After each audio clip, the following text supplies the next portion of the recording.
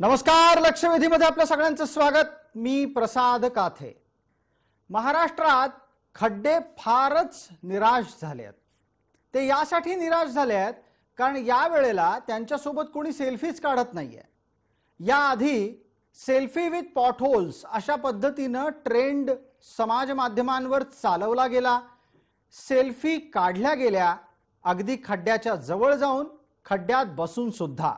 आणि या सगळ्या सेल्फी त्यावेळच्या सरकारच्या नाकर्तेपणाचं प्रमाणपत्र म्हणून समाज माध्यमात समोर आल्या। त्यानंतरच्या पुढच्या 2 वर्षांमध्ये सुद्धा खड्डे पडले आहेत आणि हे खड्डे पडण्याचं प्रमाण सातत्याने वाढत चाललंय। पण या खड्ड्यांकडे आता ना कोणाचं लक्ष आहे, ना सेल्फी काढणाऱ्यांना खड्ड्यांमध्ये जाऊन सेल्फी काढायला वेळ आहे। सेल्फी विथ पॉटहोल्स अशा प्रकारची मोहीम राबवली गेली, तिला त्यावेळच्या जनतेनं प्रतिसाद दिलेला सुद्धा लक्षात ठेवायला हवा। जनता आता सुद्धा विचारू पाहतीये की आता पडलेल्या खड्ड्यांना भरणार कोण, आणि त्याआधी अमुक ठिकाणी खड्डा पडलेला आहे हे सांगण्यासाठी, सरकारला आठवण करून देण्यासाठी जनतेतल्या कोणी सेल्फी काढली तर उद्या त्याला त्याचा दुष्परिणाम तर भोगावा नाही लागणार ना। ही सगळी कहाणी महाराष्ट्राच्या अनेक रस्त्यांची आहे। महाराष्ट्रातल्या विविध प्रकारच्या महानगरांमधल्या महामार्गापासून ते अगदी गल्ली बोळातल्या पालिकेच्या, नगरपालिकेच्या ताब्यात असलेल्या छोट्या रस्त्यांपर्यंत अनेक ठिकाणी रस्ते आहेत। नेहमीची येणाऱ्या पावसाळ्यासोबत खड्डे सुद्धा येतात आणि हे खड्डे बुजवण्याच्यासाठी टेंडर निघत असतात। ताज्या घटनाक्रमामध्ये मुंबई महानगरपालिकेनं गेल्या काही वर्षात 21,000 कोटी रुपये खड्डे बुजवण्यासाठी खर्च केले असा तपशील समोर आला। तो ऐकल्यानंतर तुम्हाला मला कदाचित धक्का बसू शकतो, पण महानगरपालिकेत सत्तेत असलेल्यांना याचा धक्का बसणार नाही। कारण या संपूर्ण प्रकरणात, ज्या खड्ड्यांना बुजवण्याच्या प्रकरणामधलं राजकारण, त्यातलं अर्थकारण हे कधी ना कधीतरी आपल्यालाही समजून घ्यावं लागेल। आणि म्हणून आता पूर परिस्थितीच्या आसपास आणि त्याशिवाय पावसाळ्यात सुद्धा खड्ड्यांचं प्रमाण महाराष्ट्रात सर्वदूर अत्यंत वेदनादायी स्वरूपात समोर येत असताना त्याबद्दल जबाबदारी निश्चित करायची गरज असल्यामुळे आम्ही हा प्रश्न उपस्थित करतोय की आताही खड्ड्यांसोबत सेल्फी काढायची का।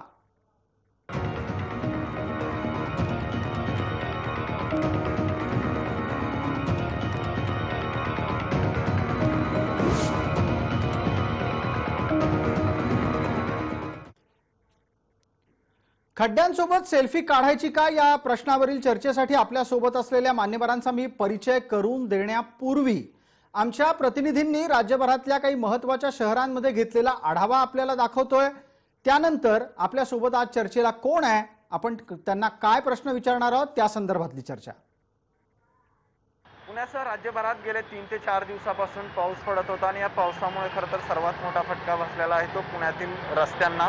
मी ज्या ठिकाणी सध्या उभा आहे तो पुण्यातील स्वारगेट चौकातील रस्ता आहे, ज्या ठिकाणी आपण पाहतो की अशा प्रकारचे खड्डे जे आहेत ते रस्त्याला पडलेले आहेत आणि येण्या जाणारी वाहतूक जी आहे ती मोठ्या प्रमाणात या ठिकाणाहून होत असते। प्रत्येक वर्षी पाऊस काही दिवस झाला की अशा प्रकारे रस्त्याला खड्डे पडतात। अतिशय दयनीय अवस्था जी आहे ते पहिल्या पावसातच पुण्यातील अनेक रस्त्यांची झालेली आहे। प्रत्येक वर्षी डागडुजीच्या नावाखाली कोट्यावधी रुपये खर्च केले जातात, मात्र पहिला पाऊस झाला की त्यानंतर रस्त्यांची अवस्था जी आहे ती असे मोठ्या प्रकारे चाळण झाल्यासारखे आपल्याला पाहायला मिळते। सचिन जाधव, जय महाराष्ट्र न्यूज, पुणे। कोल्हापुरातल्या खड्ड्यांची मोठी दुरावस्था असून अनेक ठिकाणी रस्त्यावरती भले मोठे खड्डे पडलेले आहेत। मी बसंतबहार टाकीज रोड जो कलेक्टर ऑफिसकडे जातो त्या रस्त्यावरती आहे आणि या ठिकाणची पाहायला गेले तर दृश्य अगदी वाहनधारकांना कसरत करत या रस्त्यावरून प्रवास करावा लागतो। इतके मोठे खड्डे या रस्त्यावरती असल्याचं चित्र पाहायला मिळते। अगदी या खड्ड्यातून मार्ग काढत रस्ता शोधत आहे ते वाहनधारकांना पुढे जावं लागते। याच रस्त्याबरोबर शहरातल्या अनेक रस्त्यांची सुद्धा अशाच पद्धतीची दुरावस्था झालेली आहे आणि त्यामुळे आता पावसाळ्यानंतर तरी हे खड्डे बुजवले जाणार का, की अशाच खड्ड्यातून वाटचाल करावी असा प्रश्न आता कोल्हापूरकर विचारताना पाहायला मिळत आहे। कॅमेरामॅन संदीप पाटीलसह ज्ञानेश्वर साळुंखे, जय महाराष्ट्र, कोल्हापूर।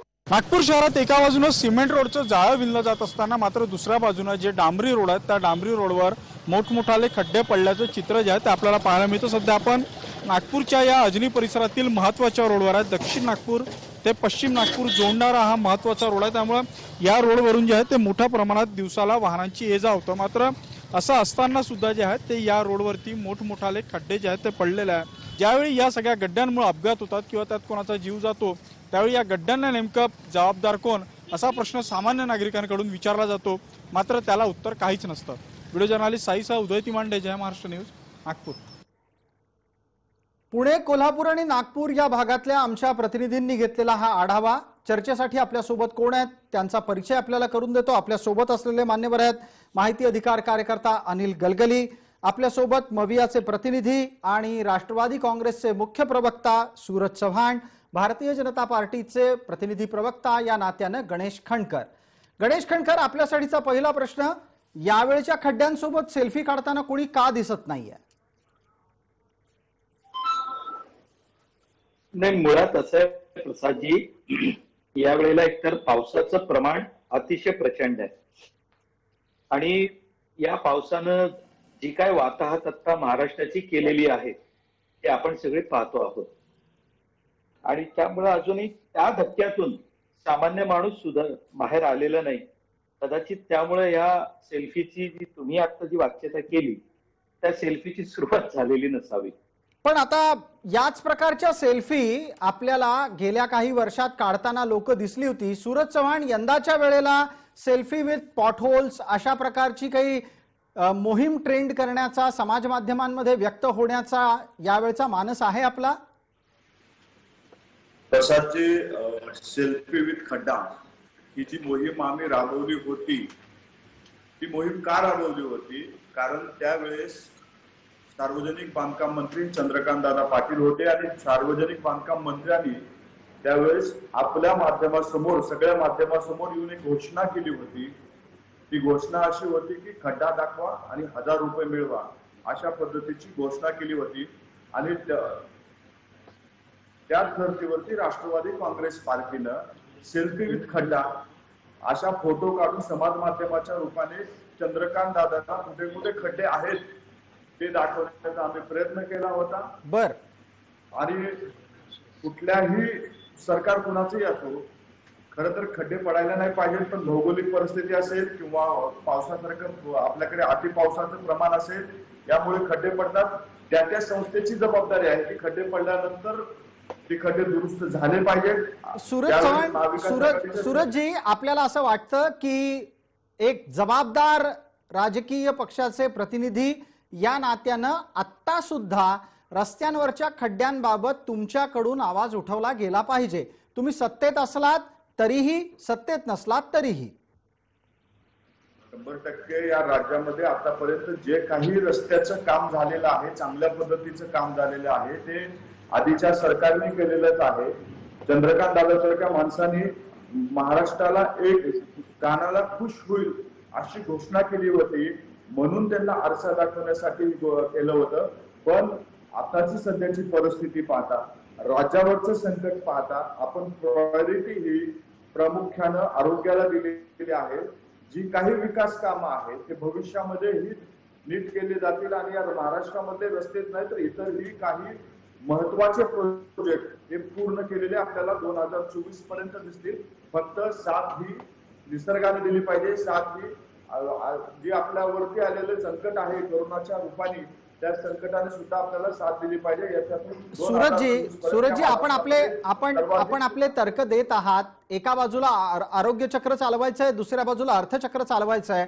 अनिल गलगली, या रस्त्यांच्या आणि रस्ते बांधणी आणि रस्त्यांवरचे खड्डे भरणे या दोन्हीतलं अर्थकारण एकदा जरा समजावून सांगा। त्याची गरज आहे ते यासाठी कारण ताज्या घडामोडीमध्ये मुंबई महानगरपालिकेने 21,000 कोटी रुपये खड्डे भरण्यासाठी खर्च केले। मग हे 21,000 कोटी रुपये खड्ड्यात घातल्यानंतर खड्डे भरले का गेले नाहीत? खरं पाहिलं तर आज सुद्धा मुंबई असून तर किंवा राज्यामध्ये खरं पाहिलं तर कोरोनाच्या नावाखाली आपण अशी काही चालढकल करू शकत नाही। कारण कोरोनाच्या काळामध्ये फार चांगली कामं सुद्धा करण्यात आलेली आहेत। जी कामं पेंडिंग होती ती गर्दी नसल्यामुळे किंवा लोकांच्या जास्त तिथे समावेश असल्यामुळे चांगल्या पद्धतीने केल्याची वर्तमानपत्रामध्ये आपण वेगवेगळ्या बातम्या वाचल्या होत्या। खरं पाहिलं तर अशा कामामध्ये जो भ्रष्टाचार होतो तो कोणी लपलेला नाही. म्हणजे सरकार कुठलंच असून दे, म्हणजे मागील सरकार किंवा हे सरकार, कॉन्ट्रॅक्टर तेच असतात, अधिकारी तेच असतात. फक्त सरकारचे मंत्री किंवा अधिकारी हे वेगवेगळे असले तरी, परंतु जो कॉन्ट्रॅक्टर असतो तो जेव्हा अशा पद्धतीचे टेंडर निघतं तेव्हा टेंडर निघाल्यानंतर ज्या पद्धतीने कामं होणं आवश्यक असतं, त्याची साईट व्हिजिट होणे आवश्यक असते. साईट जो इंजिनियर असतो त्याचं सुद्धा काम असतं की जेव्हा गड्डे भरले जातात, खड्डे भरले जातात, तेव्हा त्याची नीट पाहणी करणं, त्याची गुणवत्ता किंवा त्याचा दर्जा तपासणं.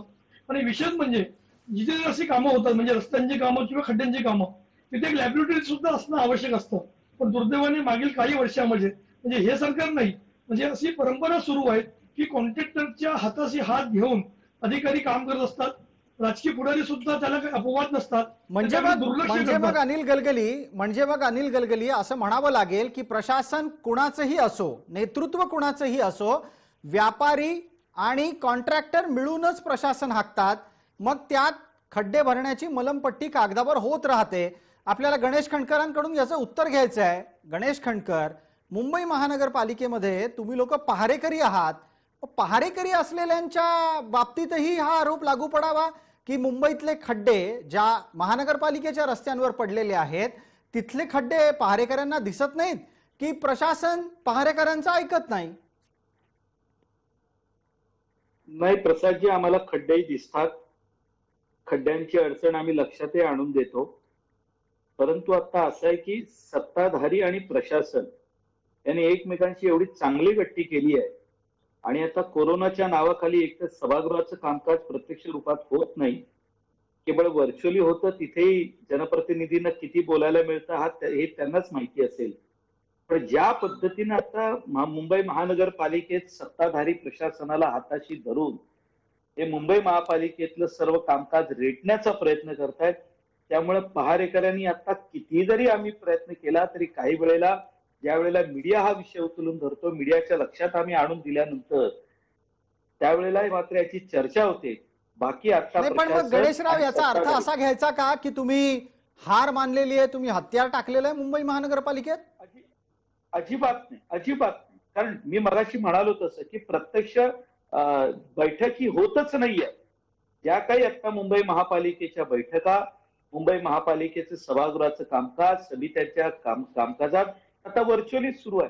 त्या ठीक आहे, तुमचं दुःख असं आहे की प्रत्यक्ष कामकाज होत नाही म्हणून तुम्हाला मुद्दा मांडता येत नाही. अनिल गलगली, हा तर्क असू शकतो का हो? आणि विरोधक या नात्यानं पहारेकरी म्हणून जे कोणी मुंबई महानगरपालिकेत बसलेले आहेत त्यांना आंदोलन करायला पण कारण लागायला लागली आहेत का? काय याची काय कारण असतील? अनिल गलगली, तुम्ही उत्तर द्या आणि गणेश खंडकरांनाही त्यावर बोलतं करावं लागणार आहे.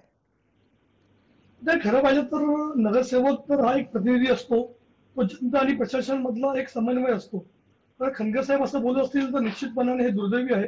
कारण मी काल स्वतःच जर्नीमध्ये अंधेरी रोडची ट्विटरच्या माध्यमातून तक्रार केली, अधिकाऱ्यांनी मला कॉन्टॅक्ट केला आणि आता ते काम सुरू करणार आहेत.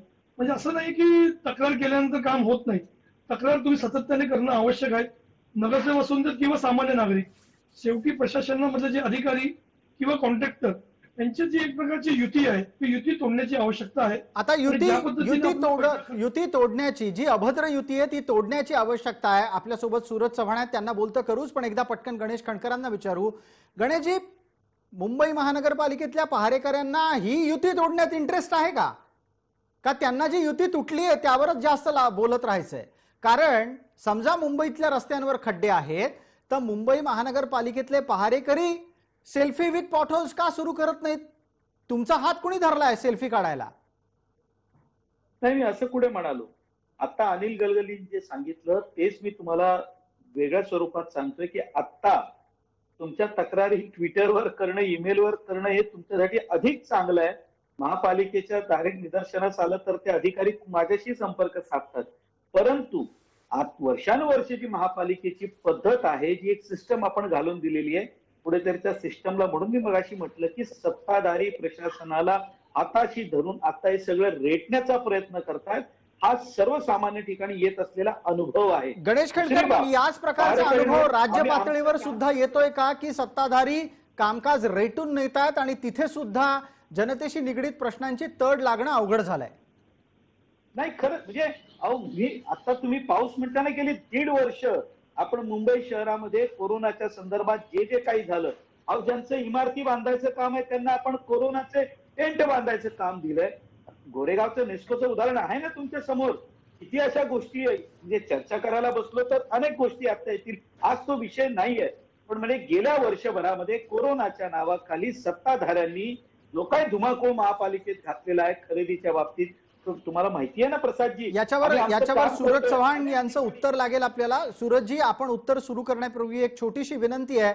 आपला आवाज सुस्पष्टपणे येत नाहीये, त्यामुळे प्रेक्षकांना आपली भूमिका समजायला थोडी अडचण येऊ शकते. आपण त्या बाबतीत थोडी काळजी घ्यावी अशी विनंती आहे. सूरजजी बोला. मुख्य आक्षेप या ठिकाणचा असा आहे, मुंबई असो की राज्य असो, दोन्ही ठिकाणी आता योगायोगानं एकाच पक्षाच्या नेतृत्वातली सत्ता राबवली जातीये आणि ही सत्ता आत्ता राबवली जात असताना जनतेशी निगडीत असलेल्या प्रश्नांची तड लागू देत नाही असा आक्षेप आहे. गणेश खंडकर तसं म्हणाले.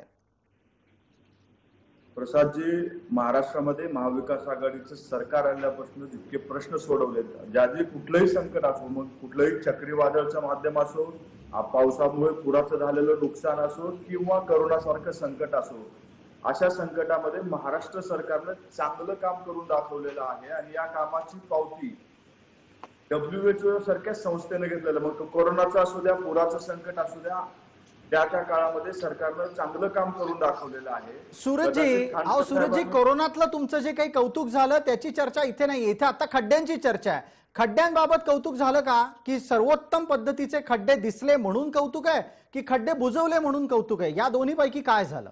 प्रसादजी, तुम्ही फक्त मुंबई महानगरपालिकेची चर्चा करताय. नाही, दोन्ही मी दोन्ही बद्दल बोलतो. महानगरपालिकेची चर्चा झाली पाहिजे, नागपूर महानगरपालिकेची चर्चा बिलकुल करा. कोणीही आपल्याला अडवलेलं नाही. सगळ्या महानगरपालिकांची चर्चा करा आणि राज्याच्या PWD विभागाची पण चर्चा करा.